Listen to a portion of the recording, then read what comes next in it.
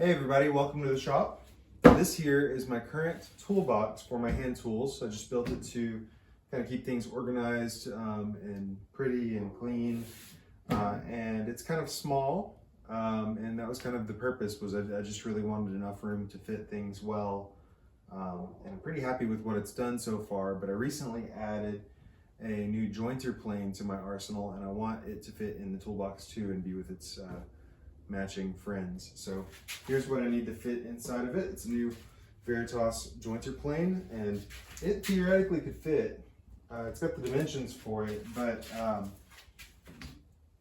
got too much stuff in here already. So I'm gonna make one that's slightly larger and slightly different dimensions, but before I build and replace it, I wanted to do a little bit of a tour of this one because it is a fun design.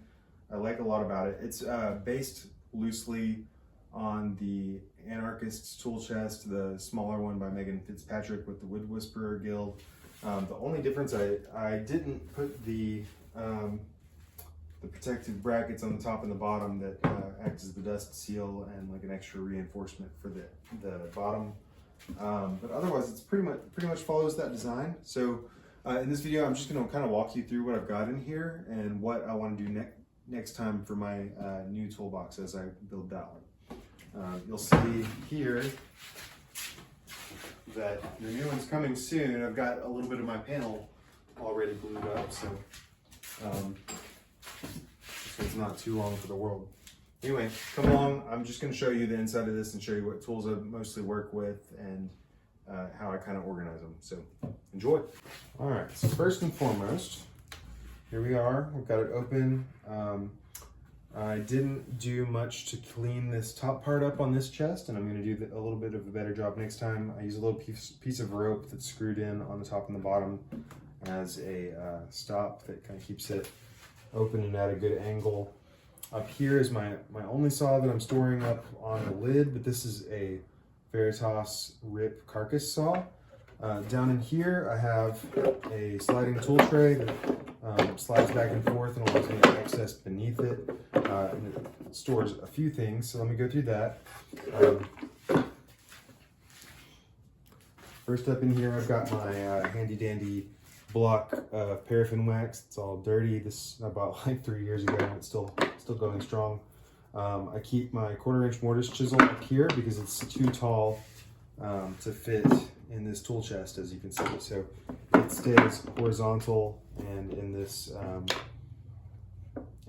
sliding tray.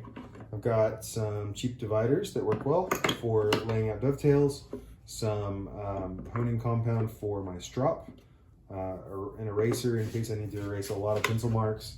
I do keep a Milwaukee ratcheting screwdriver, which is really nice and helpful.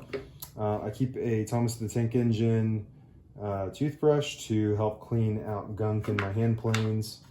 And then here I just keep a rolled up strop that I use to touch up chisels.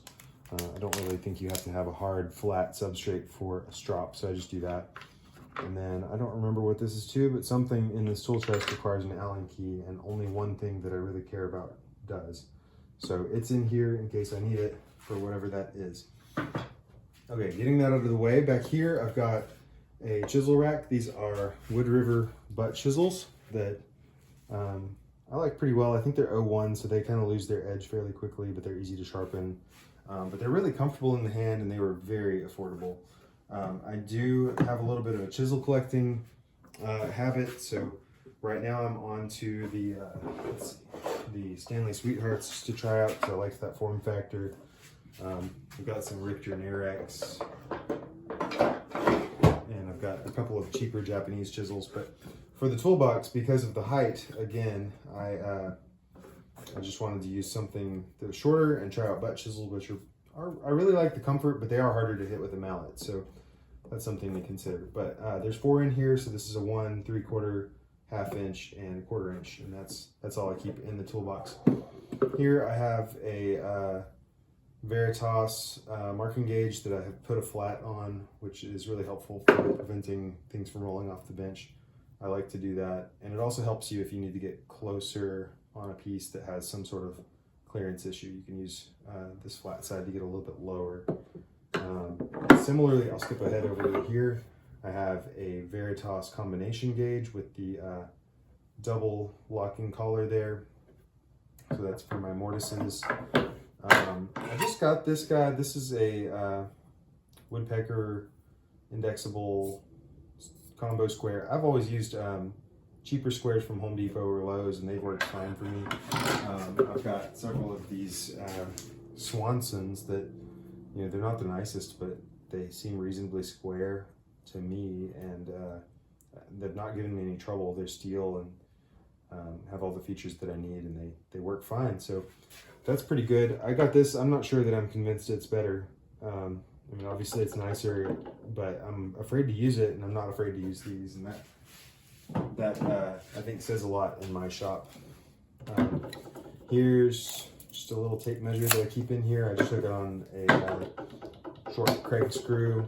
I keep an awl. It's just a literally $1 awl from Harbor Freight.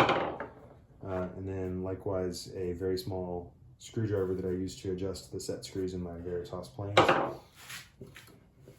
Over in the corner, you can't quite see it, and I'll show a picture later, but I keep a spear point knife for marking my dovetails and a nice homemade sleeve. I do keep a Veritas brass mallet that mine is all greened up on me, but this is nice and portable. In my newer tool chest, I plan to keep a bigger mallet. This is good for carving, but I really like to have something much, much heavier for cutting mortises and such. Okay, back over here, and I can't quite take these holsters out. Oh, maybe I can. It's been a while. Here is my plow plane. So this is the Veritas, and I made a fancy holder that locks everything in so it won't move on me. And I keep all of my blades. So I've got one tongue and groove blade, and the others are just kind of standard. Use a wide blade that I don't use, and other plow plane accessories. And then here's the fence and the wide blade accessory that goes with it. So this guy sits over here. Next to that, I've got my low angle jack plane that is probably my most used plane.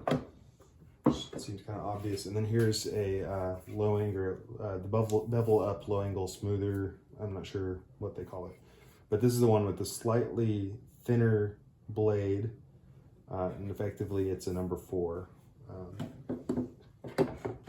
Next to that, I do have a cheaper shoulder plane. This is a bench dog. I don't really use the shoulder plane too much, so I'm not really interested in investing in a Veritas or Lee Nielsen, but this guy works when I need it. I just don't have a whole lot of use for it. I tend to grab my chisels before I do any of that. Keeping with that theme, I also have a bench dog router plane, which router planes are pretty simple. And aside from sharpening with the funky L-shaped blade, I think that this thing meets my needs quite well. I think it's kind of cool that the Veritas one is set up to sharpen a little bit easier, but it's not worth me changing and you know, having to reinvest. Over here, I have a rabbiting block plane, which I have a lot of opinions about. Some good, some bad. I actually think I like this better than the rabbit plane, which I also have just hanging on my wall. But this guy actually has all of the same features, except it also has a closable mouth, and you can get an accessory depth stop. So you have all of the same features, slightly different angles of attack, but very, very functional when you need it. I don't carry another block plane in this case, but it would be nice because I don't really like using this as a block plane as much as I like using it just for cutting rabbits. But it's in here, and I like it. It's very nice quality.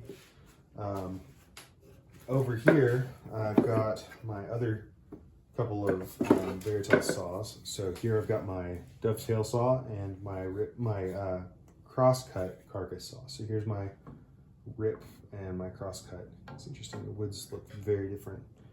And then my dovetail. So those are all wonderful to use. No complaints.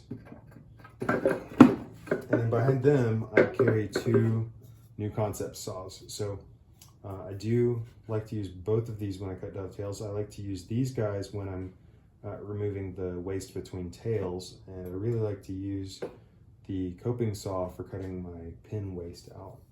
So those are both really nice. They're quite an investment, but worth it to me. And then I carry some blades beneath that I won't pull out. And then I just keep a file under here as well for helping adjust dovetails if I ever need. I don't use it too often, but I have room for it, so that's in there.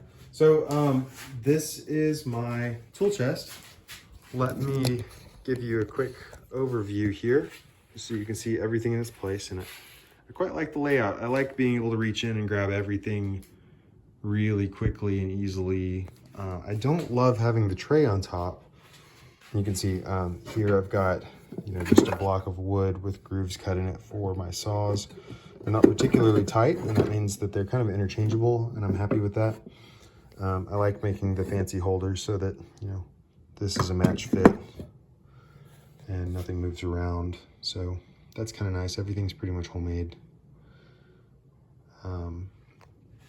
But I don't love having these trays on top because you do have to move it out of the way. And then you also, you don't get to use this entire horizontal space here like you might with a drawer, because you have to have enough room to move it to get to the stuff beneath. So you're really actually sacrificing whatever clearance you're not using. So for my next tool chest, what I'm planning on doing is, instead of doing a tray, I kind of want to follow Mike Pekovich's play and have a shallower toolbox with all my planes really with not much clearance above them, and then have a drawer underneath that takes that space and transposes it to the bottom. So really all of this shallow stuff can go in there, and I'll actually have much more room. It's also going to be a little bit wider in this dimension, and it's going to be 30 inches, whereas I think that this is 25. So I should get a decent bit of space added to my floor. I'm going to leave a recess in the bottom so I can have taller tools protrude even further down where the drawer cavity is, and the drawer won't go all the way to the back. So I'll be able to stick my mortise chisels and whatever else deeply down, because this is going to be shallower. I'm probably going to have it like 6 or 7 inches. So that's not much room, but the planes will be very comfortably high up so I can grab them easily. And my jointed plane should be able to fit in here as well. But anyway, this tool chest has served me well for a little while. I think it is pretty cool. It's very functional for me. It's just not quite big enough. But before I moved on from it, I wanted to document and share with you guys. So there's definitely stuff I would improve, and I'm going to do that on the next one. So I'll probably post that build, or at least the assemblies, because it's going to be a little bit complicated and fun to show off. So come along. Thanks for joining me for this video, and have a great day.